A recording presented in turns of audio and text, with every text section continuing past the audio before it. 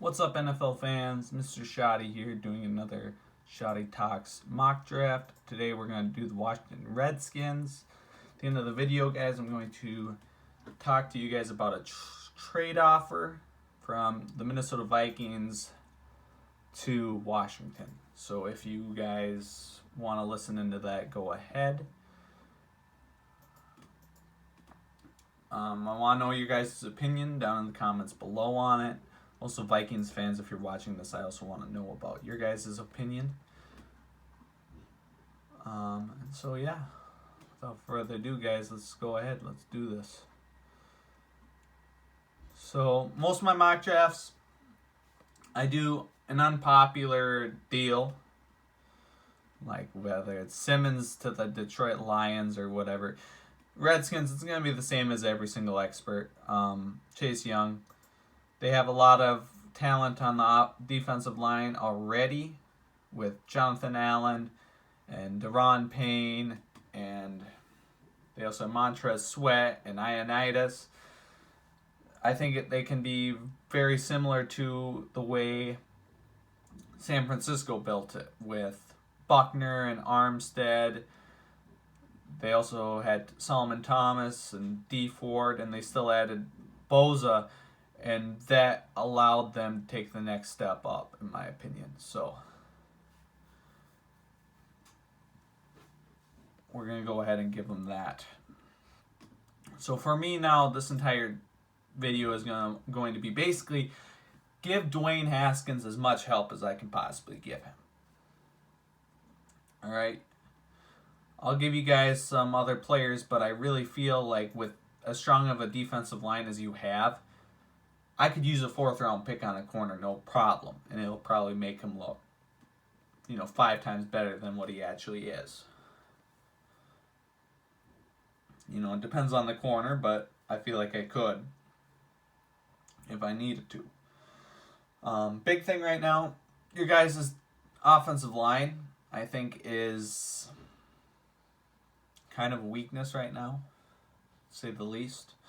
I'm not going to draft a tackle because the trade I want to talk to you guys about kind of involves getting a left tackle. So I love Jalen Johnson, I truly do. But I'm going to try to avoid using the same picks over and over again. And like I said, I'm probably going to get you guys one in the 4th, and I really want to help Haskins. So that's what I'm going to do. I'm going to draft, in my opinion, best interior offensive lineman in this class, Cesar Ruiz. His technique, I feel, is really sound right now. All he could use is maybe some more, core strength and whatever, which I feel like can be fixed over the course of a year. Or anyway, I'm hoping, because that was one of the problems with the Vikings' Bradbury. And I feel like hopefully he can add strength and he can become, a good center. But yeah, my entire goal in this video is just going to be get guys to help Haskins out. Whether it's a wide receiver, whatever it may be, I'm going to go ahead and do that.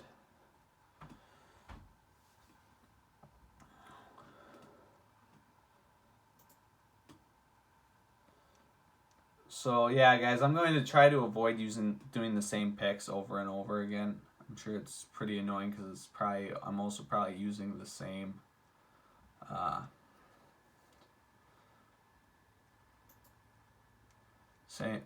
probably using the same explanation to why I would pick there. So I really want to go Jonah Jackson here, truly do.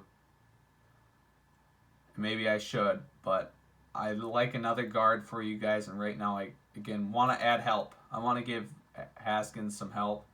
Donovan Peoples-Jones from Michigan. He wasn't used the best in Michigan, so I feel like his stats may be a little bit deceiving. I feel like he could be a very good player for you guys, especially Scott Turner coming from Carolina, where they had DJ Moore, Curtis Samuel, just a bunch of speed burners. I feel like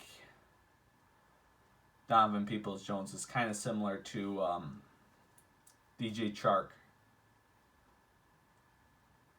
So you guys have McLaurin now. So I'm going to go ahead. Before a couple days ago, I had no clue who this guy is, but I'm just kind of enamored by him. He's 6'1". Good against run support. Great ball skills. I think that's what you're looking for in a corner, especially when you got a really good defensive line like the Washington Redskins will have. So I think that's exactly what you guys are going to be looking for. So, again, after this pick, I might start talking about the trade. In case you guys are interested in it. You guys don't have a 6th round pick, and this is going to be your last pick till the 7th round. So, Solomon Kinley, left guard for Georgia, good run blocker. I feel like Scott Turner's probably going to try to do more running. So I feel like adding a good run blocking guard is going to be key. So the deal that I'm thinking of is going to involve the Vikings trading their 3rd round compensatory pick along with Riley Reef to the Redskins for Trent Williams. Now, Washington fans seem like they are going to get a 2nd. Because why take anything less than, because they're going to get a compensatory pick next year that's going to be a 3rd. So why take anything less than a 2nd? And I'll tell you why, fans. Washington's had a deal of handing out bad contracts. They've done it quite a bit. Whether it was Terrence Knighton or, whoever. So the point being is they could hand out a next contract that eliminates Trent Williams' contract, meaning you don't get a 3rd round compensatory pick for Trent Williams. Also, this one I think is less than likely. There's no guarantee that Trent Williams is going to sign that big of a deal. I think he will, but 2 years removed, teams might decide not to. So, yeah, that's where I'm going there.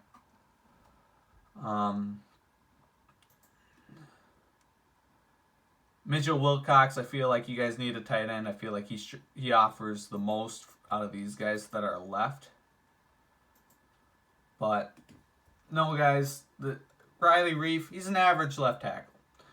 I would say that drafting a tackle outside of the 1st, all you're going to do is get an average starter anyway this year. So, because I feel like most of the people that you can draft in the 3rd or 2nd round could probably use a year to adjust to their game, add strength or whatever the case may be. Like Ezra Cleveland needs to add strength, or whatever the case may be. J.R. Reed, big fan of him. Think in the 7th round he can be a day 1 starter. I don't quite know the knocks on him. I've seen him as a top 10 safety in this draft class almost any site I go on to. And so getting a day 1 starter in the 7th I think is ideal. So yeah, drafting a guy, there's even no guarantee that there's going to be a tackle in the 3rd for you to pick up. So that's why giving you guys a guy like Riley Reef, go ahead, that fills out your offensive line. Your offensive line from left to right would be Riley Reef, Solomon Kinley, Cesar Ruiz, Brandon Sheriff, and Morgan Moses. That's a pretty solid offensive line. Probably nothing spectacular, but I think it'll get the job done this year.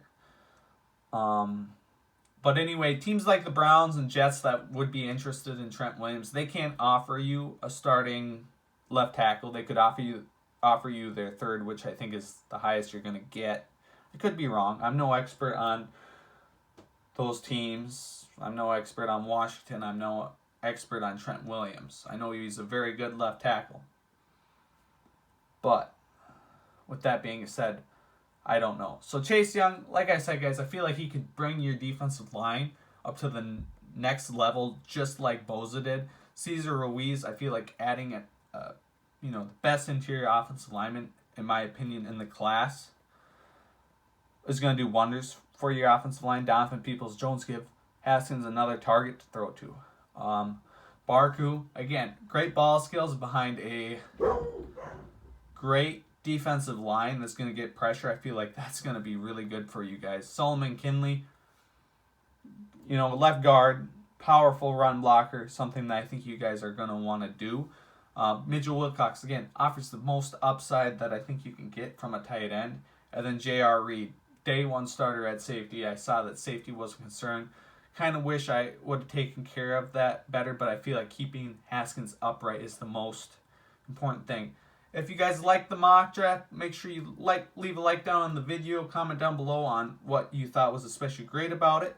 If you like the mock but think there's something I can do better on it, make sure you let me know down in the comments and like the video. If you really didn't like the video that much and you gotta dislike it, please let me know why you didn't like it. That would be really helpful for a future video. And peace out, guys.